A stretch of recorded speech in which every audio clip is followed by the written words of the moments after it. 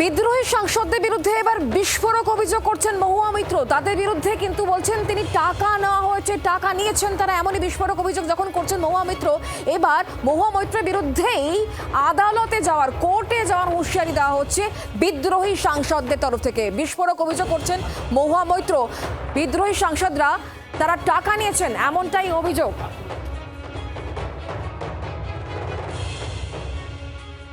শিডিউলে 4 নম্বর ধারায় পরিষ্কার লেখা আছে, মার্জার একমাত্র হতে পারে যখন 2/3 অফ অরিজিনাল পার্টি মানে পলিটিক্যাল পার্টি সেটা যদি মার্জ হয় তবে হতে পারে। এখানে 2/3 অফ অরিজিনাল পার্টি হলে সমস্ত political party, 2/3 of all committees, 2/3 of working committee, তবে সেটা কি হয়েছে? তাহলে ওদের কাছে 20 জন থাকুক, 25 জন থাকুক, আইনত ওদের 0। একটা হচ্ছে উনি আমাদের নামে বলছেন বিনা প্রমাণে, ঠিক আছে, ওনাকে প্রমাণ করতে হবে। এত বড় মিথ্যে উনি কি করে বলতে পারছেন? কিন্তু এবার বলি, আমরা কেউ ওনার সম্বন্ধে এতদিন বলিনি, কারণ আমরা এত অসভ্যতায় বা এত নিচুতে নামতে চাইনি। কিন্তু উনি যখন মিথ্যে বলছেন তাহলে সত্যিগুলো একটু মনে করিয়ে দিই।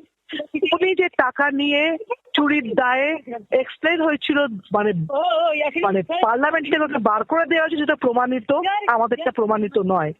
উনি পাসওয়ার্ড দেশের বাইরে দুবাইতে চালান করেছিল, সেটা প্রমাণিত। উনি হীরানন্দানির টাকায় বাড়ি রেনোভেট করেছিলেন, সেটা প্রমাণিত।